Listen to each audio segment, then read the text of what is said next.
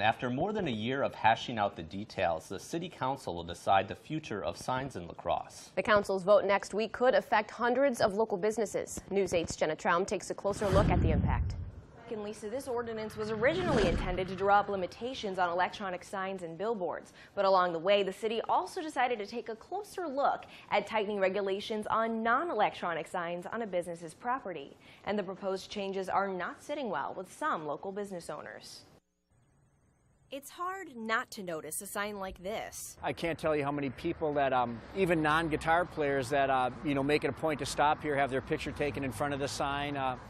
It's been a huge draw for us. It's been in front of Dave's guitar shop for 15 years. But 15 years from now, it might have to come down if the La Crosse City Council passes its proposed sign ordinance. It'd be tragic, and I mean, it's just like they're getting a little bit out of hand that way, a little too controlling. This sign has an area of 60 square feet, and if this ordinance passes, this is going to be the maximum size of any on-premise sign in La Crosse. I don't think most businesses understand the severity of what they're trying to do with this ordinance. If we decrease the size of their signs where they're not very readable to the tourist or to the traveler, it's going to mean lost dollars for them.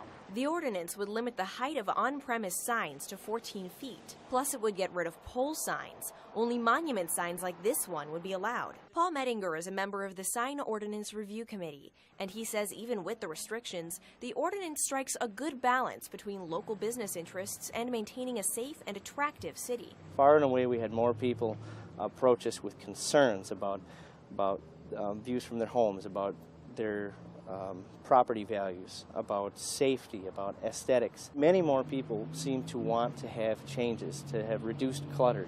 And that's really what brought this about. But the owner of Dave's guitar shop says his sign isn't hurting anybody, and he thinks the ordinance would be bad for business. Our business could be in any city, and if the city of La Crosse isn't too friendly towards business anymore, I think more and more businesses should leave. I mean, why be here? What happens to signs that are currently up in La Crosse? They get a 15-year grace period. After that, the city can force a business to take the sign down if they compensate them for it. But if a business wants to change its current sign within that 15-year period, it would have to comply with the new ordinance. All right, thanks, Jenna. The city is inviting the public to comment on the proposed ordinance on Tuesday at 7:30 at City Hall during a meeting of the Committee of the Whole. The full council will vote on the sign ordinance next Thursday.